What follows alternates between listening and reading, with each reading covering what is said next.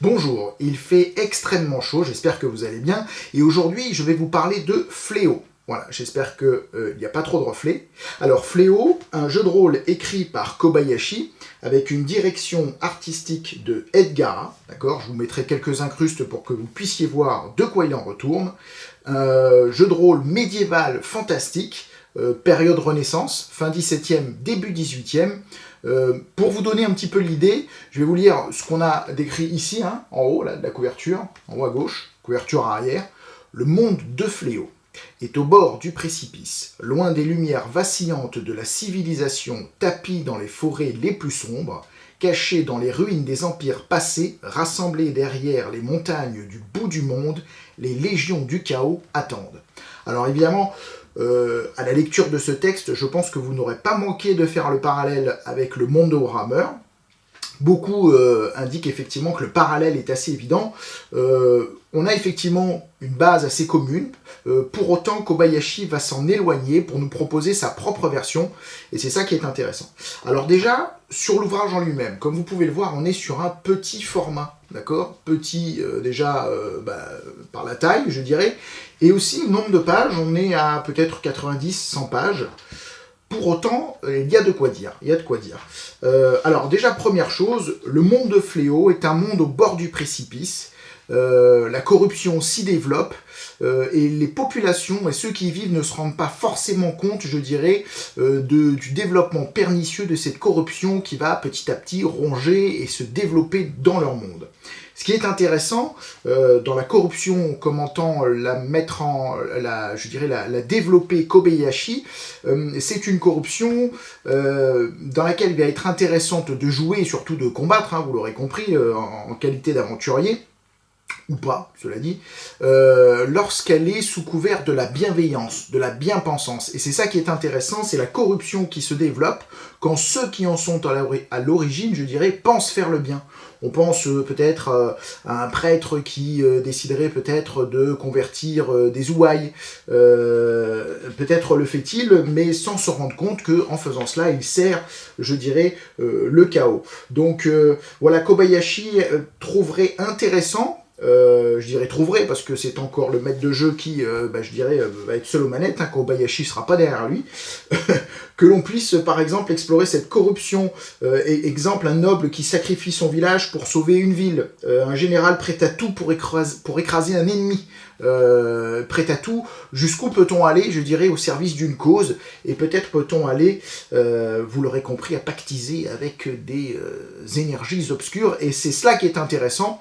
La corruption, je dirais, qui vous court après, qui vous bave et qui veut vous déchiqueter, bon, c'est du vu et revu, et c'est peut-être moins intéressant à développer en termes de scénario que celle qui est sous-jacente. Et c'est ce que Kobayashi, je dirais, nous suggère d'explorer dans son ouvrage. Alors au niveau de la conception, vous verrez, au niveau des règles du moteur, on est sur quelque chose d'assez classique, hein, force, dextérité, érudition, tous ces éléments-là. Vous allez pouvoir incarner après, je dirais, tout simplement une race spécifique, ça peut être humain, halflin, on a des elfes, on a des gobelins aussi, des sans-d'ogres, voilà, donc assez intéressant. On va déterminer l'origine, et ce qui est intéressant, c'est que dans l'origine telle que nous le propose Kobayashi, on va avoir effectivement plusieurs choix, et tous sont moteurs de narration, moteurs d'histoire, et ont une vraie personnalité. Et c'est ça qui, je trouve, intéressant. Exemple pour le gobelin, on peut avoir été le grouillot d'un sorcier, voilà, par exemple, ou avoir grandi sous les coups de fouet d'un contremaître nain.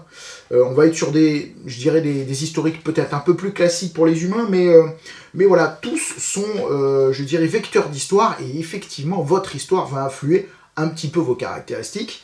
On est sur un système simple, mais pas simpliste, comme on a coutume de dire. Alors je sais que la phrase est beaucoup utilisée, mais pour le coup c'est vrai.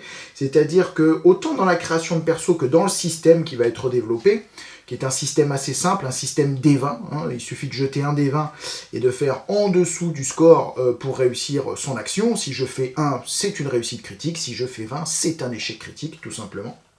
Voilà, et après vous allez avoir des talents, des compétences, des situations qui vont en fait, tout simplement, vous donner des avantages, des inconvénients.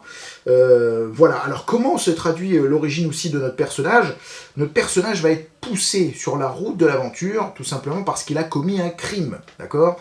Ce qui va être intéressant, c'est que les personnages que l'on va incarner sont des pilleurs, des assassins, des coupes-jarrets, des agitateurs et autres malautres du genre.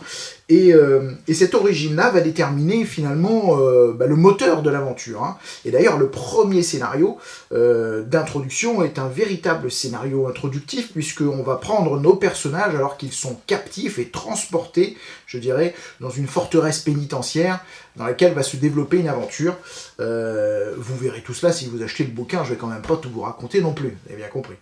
Des professions, et là on retrouve avec le parallèle avec Warhammer, puisque vont être développées les professions de nos personnages, qu'est-ce qu'ils faisaient, ou peut-être qu'est-ce qu'ils ont fait pour gagner leur vie, avant d'être accusés de crime.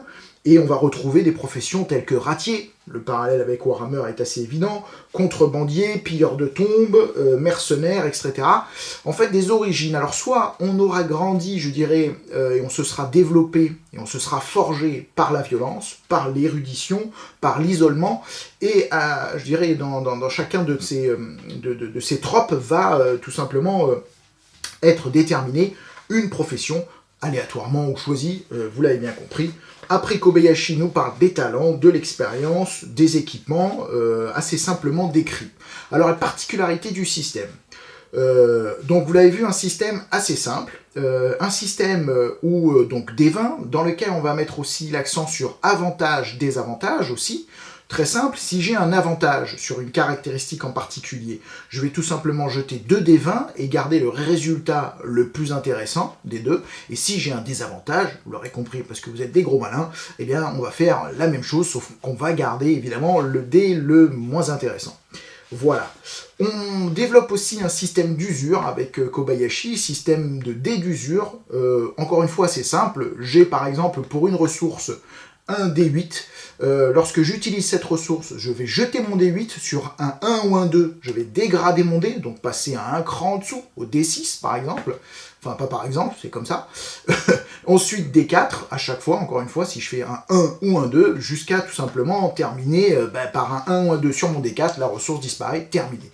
Système assez simple pour gérer nos ressources, qui évite, je dirais, peut-être de rentrer dans un système de comptabilité, voilà, de notes, qui n'a pas grand intérêt. Et en plus, ce système-là crée de la tension. Ce que j'apprécie, c'est qu'on reste sur un système D. J'apprécie, moi, particulièrement le jeter de dés parce que je trouve qu'il apporte une tension dramatique dans nos jeux de rôle, donc je ne suis pas pour le tout narratif. Bon, ça, c'est mon choix, je dirais, c'est les goûts et les couleurs, comme on dit. Et du coup, ce système-là est intéressant pour cela, c'est-à-dire qu'il est simple. En un jet de dés, et donc en un coup d'œil sur le résultat, on a déterminé le résultat de notre action. On a suffisamment de curseurs qui nous permettent d'avoir des personnages assez différents les uns des autres, typés avec de vrais avantages et de vrais inconvénients, et un système d'usure, par exemple des ressources, qu'on va rendre ludique, et dans lequel on va ajouter de la tension.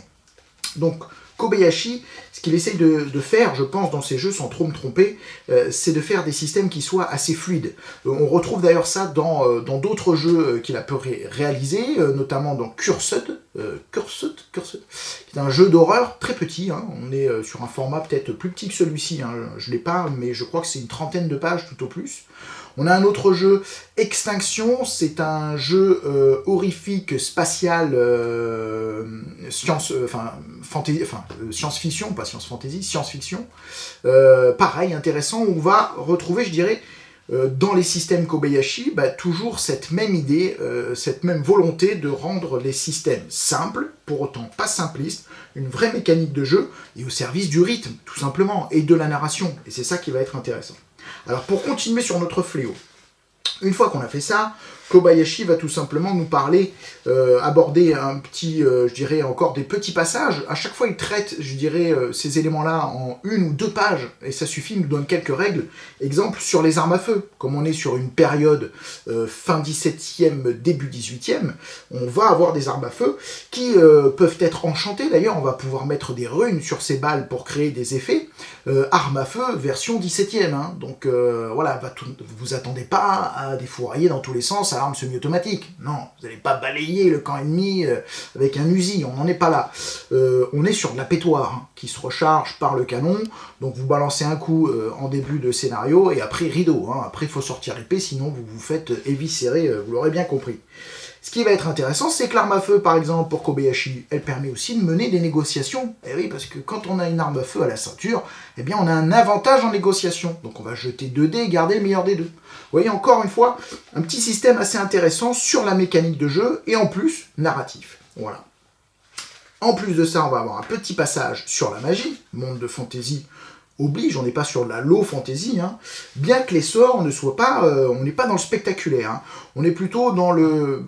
Enfin, quoique, il peut y avoir des sorts un petit peu spectaculaires, mais on est surtout dans des sorts qui, je dirais, ont de la rugosité, ont de la personnalité et racontent quelque chose. Je vous donne un exemple de sort que je trouve, par exemple, très intéressant, et marque de fabrique, encore une fois, je dirais, de l'univers Kobayashi dans sa manière de créer les jeux. Vin de mort. Le sorcier doit lancer ce sort sur du vin, donc une cruche par exemple, hein. Il doit toucher le récipient, jusque-là tout va bien, et ceux qui boivent, tout simplement ce vin, vont finir par se battre. Enfin en tout cas se quereller. Et s'il se trouve que vous avez fait un succès critique lors du lancement de ce sort, eh bien ils peuvent en venir jusqu'à s'entretuer. Intéressant. Voilà un sort qui est vecteur de narration et qui nous raconte quelque chose. Quand même beaucoup plus intéressant que de savoir que je vais jeter un éclair qui va faire... de 10 points de dommage sur un des 6 ennemis, voilà, hein, vous aurez compris, c'est moins macabre.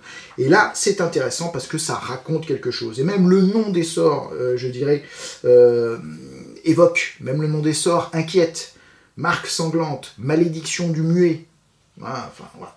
Bref, que des choses comme celle-ci. On a aussi, dans la partie sort, un petit passage, encore une fois, une page, où on va parler des charmes et des malédictions, une autre page où on va développer l'alchimie, et tout ça de manière assez simple, d'accord? Une autre page pour les objets enchantés. Voilà, ça nous suffit et ça nous permet de raconter des histoires. Pareil sur les sorts, on va pas en avoir une tartine, c'est pas intéressant. On va avoir quelques sorts, je dirais, très différents les uns des autres, et qui tous racontent quelque chose et sont au service de la narration, par la situation et les situations qu'ils peuvent créer. Et c'est ça que je trouve intéressant dans les jeux de rôle de Kobayashi. Le bestiaire, là encore une fois, on va aller à l'efficace, au simple, mais pour autant pas simpliste. Alors, déjà, le bestiaire, vous allez voir, je vous mettrai les encarts, hein, mais on est sur un tableau. Alors, exit les superbes doubles pages avec une très belle illustration, et puis à côté, la créature, qu'est-ce qu'elle mange, qu'est-ce qu'elle vit, qu'est-ce qu'elle pense, où qu'elle vit, tatati, tatata. Bon, c'est bien. Il y en a qui le font très bien. Mais Kobayashi va pas aller là-dedans. Il va aller, voilà, tableau. On nous parle d'une araignée, très simple. On va nous dire son niveau, voilà, ses points de vie, quelle est son attaque, dard empoisonné, c'est très simple, hein, une araignée va pas vous tirer dessus avec un tromblon, hein, donc voilà, on va aller à l'essentiel, la typologie de l'attaque. Cette attaque-là peut avoir un effet spécial, et c'est ça qui va être intéressant et qui va caractériser nos monstres les uns par rapport aux autres. Et puis, voilà, nous, comment on peut la combattre, quoi. Et ce qui est intéressant, c'est que, par exemple, certaines créatures, beaucoup sont présentées sous forme d'antagonisme, et là, encore une fois, vecteur de narration. Pourquoi ? Je prends l'exemple du loup. Kobayashi ne nous parle pas du loup. Kobayashi nous parle de la meute de loups. Et la meute de loups nous encercle. Donc lorsque l'on va se défendre contre une meute de loups, on va avoir un désavantage, d'accord ? Ce qui veut dire qu'on jettera 2 dés, on gardera le moins bon des deux, parce qu'on est encerclé. Et à chaque fois qu'on va faire des dégâts à la meute de loups, tous les 2 dégâts, je crois, peu importe, on pourrait regarder ça dans le bouquin, vous éliminez un loup de la meute. Là, encore une fois, on a quoi ? On a un monstre que Kobayashi nous décrit avec une mécanique qui appelle de la narration, de la tension dans le combat. Et ça évite quoi ? Ça évite tout simplement les combats un petit peu chiants, où on se retrouve à faire, voilà, tu combats telle créature, vas-y, Polo, jette-moi 2 dés, ok, super, ouais, très bien, tu fais tant de points de dégâts, tu le tues pas, à toi Micheline, jette tes dés, ok, super, tant de points de dégâts, ok, et puis on fait 1 tour, 2 tours, 3 tours, et tout ce qu'on fait, c'est tout simplement ronger une barre de vie. Et le combat n'évolue pas, le combat ne raconte rien, le combat est un peu chiant, soyons honnêtes, c'est d'ailleurs quelque chose qu'on entend assez souvent lorsque certains MJ parlent de cette partie-là, et beaucoup disent « Ouais, moi le combat j'évite parce que le combat, c'est chiant, voilà, ça raconte rien. » ça raconte rien parce qu'on lui fait rien raconter. C'est-à-dire que souvent, quand on passe en mode combat, le problème, c'est qu'on oublie la narration. Alors qu'un combat, ben, ça peut être très narratif, et je vous dirais même, ça doit l'être. Et je pense qu'on fera une vidéo là-dessus. Il n'y a rien de plus chiant qu'un combat dans lequel on ronge une barre de vie. Un combat, ça doit être vivant, le décor peut évoluer, la situation aussi. Je peux combattre quelqu'un, un adversaire, et puis petit à petit, qui gagne des rounds, ben, il me pousse, et puis il se trouve que derrière moi, il y a un précipice de lave. Bon, bah déjà, voilà, ça raconte quelque chose, ça ajoute une tension un peu plus intéressante que celle de tout simplement ronger une barre de vie, comme si les deux antagonistes étaient face à face et se contentaient de se balancer des petits coups d'épée comme ça. Non. Donc voilà, le système évite ça. Bon, on fera une vidéo d'ailleurs hein, là-dessus, hein, sur cette partie-là du combat. Kobayashi nous donne ensuite je dirais une recette pour faire nos monstres, comme ça vous pourrez créer vos propres monstres.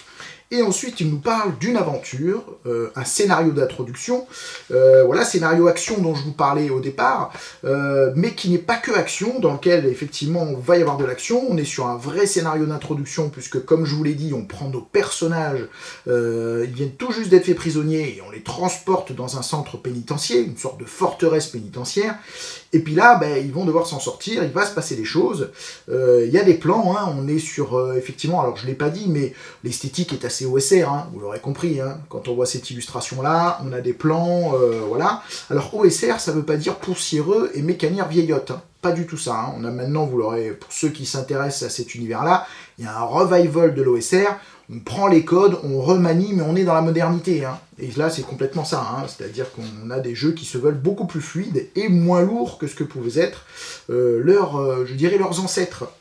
Et ensuite, chose qui n'existait pas forcément dans la première édition, parce que ça c'est la deuxième édition, c'est une réédition, chose qui n'existait pas dans la première édition, si je ne me trompe pas, c'était le background et l'univers. Et Kobayashi, dans cette deuxième mouture, là, nous livre un background. Mais attention, on va pas vous balancer un background encyclopédique, déjà on peut pas, hein, on a 90 pages donc on va se calmer, mais on va vous donner, je dirais, ce qu'il faut pour pouvoir bien incarner, rendre vie à cet univers-là.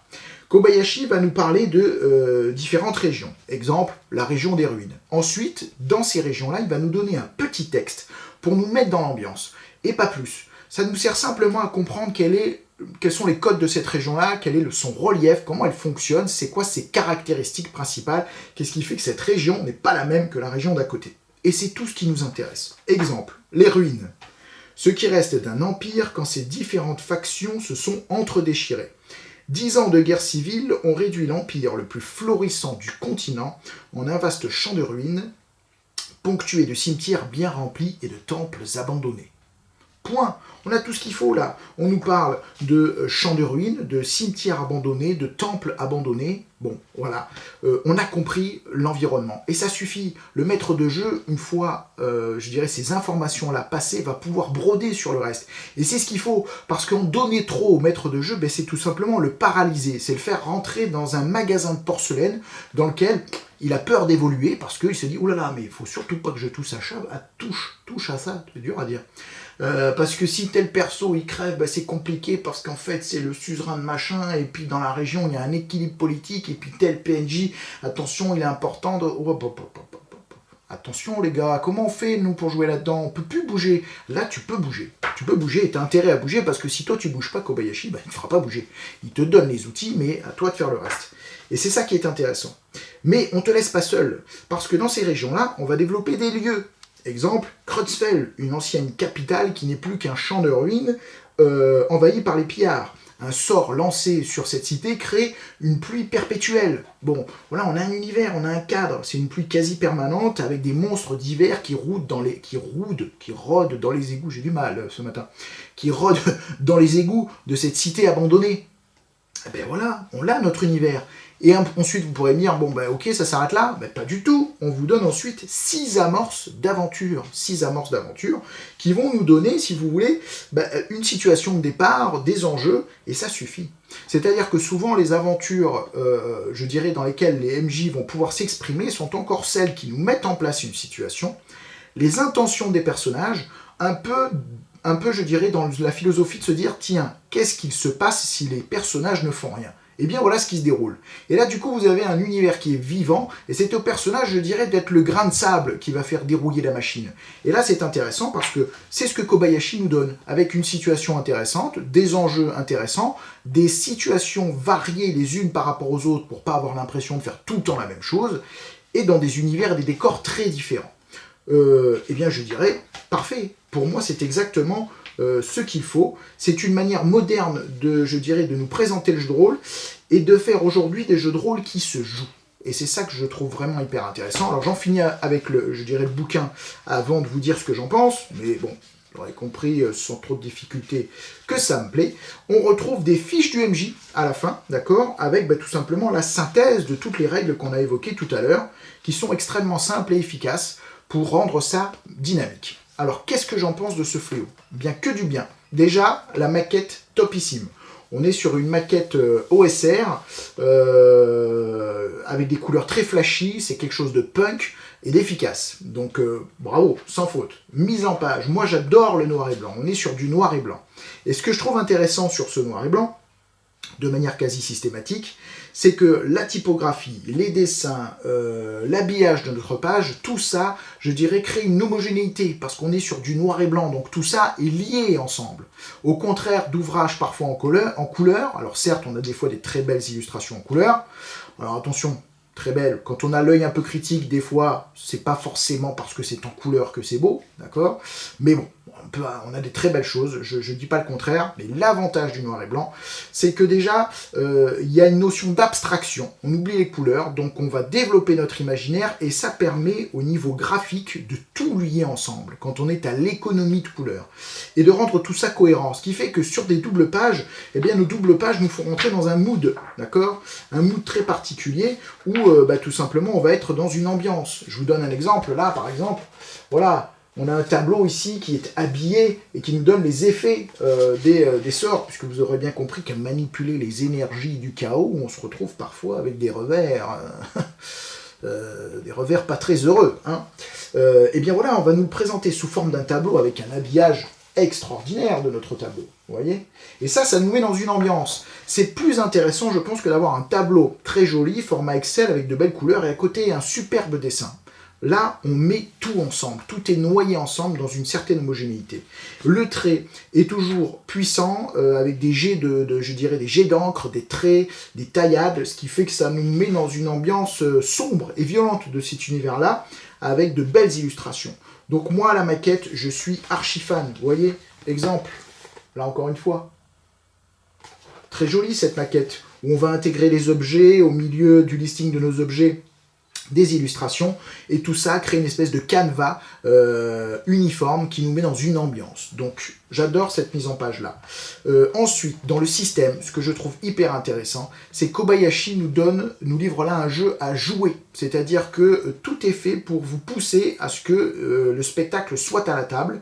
Tout est fait pour que le MJ ait les outils nécessaires pour raconter ses histoires. Kobayashi ne va pas vous raconter son histoire, il va vous poser un univers, il va vous donner les clés de cet univers-là, et à vous de faire le reste. Mais il a l'intelligence de vous donner des clés, et je dirais de vous donner de quoi vous-même être créateur. Et c'est ça qui est intéressant. Et comme on n'est pas dans un univers encyclopédique, on n'est pas paralysé, on est sur un univers qui va laisser la place. Et qui dit laisser la place permet au maître de jeu tout simplement d'avoir la liberté de créer, la liberté tout simplement de pouvoir explorer ses histoires et de ne pas être paralysé par un univers dans lequel il se dit oulala, j'ai 300 pages d'univers, là si je raconte ça, est-ce que ça a sa place, est-ce que ceci, oulala, mes joueurs font cela, catastrophe, comment on va faire, ça bouleverse tout l'équilibre, je peux jeter mes 200 pages de background à la poubelle, bon pas grave, de toute façon là, il n'y en a pas, donc tout est fait pour avancer. Donc, vous l'aurez compris, Kobayashi, j'ai kiffé. Merci Kobayashi de nous avoir livré ce jeu de rôle, un jeu de rôle qui ne finira pas sur les étagères à prendre la poussière, mais qui invitera au spectacle à vos tables de joueurs. Eh bien écoutez, je vous laisse, j'espère que cette petite capsule, cette critique de Fléau vous aura plu, et on se retrouve bientôt pour peut-être Actual Play, ou encore une critique de JDR, on fera peut-être plus de critiques de jeux de rôle, je dirais, pendant les vacances, avant de reprendre sur un rythme plus soutenu nos actual plays, et je ferai aussi des vidéos sur, je dirais, un peu tuto, quoi, je dirais ma vision de comment on peut animer une partie, quelles sont les choses que l'on peut faire, les choses qui sont peut-être à éviter pour faire que nos parties soient plus efficaces, plus rythmées et plus mémorables. Sur ce, je vous souhaite de bonnes vacances si vous êtes en vacances, et bien du courage si vous n'êtes pas en vacances. À bientôt.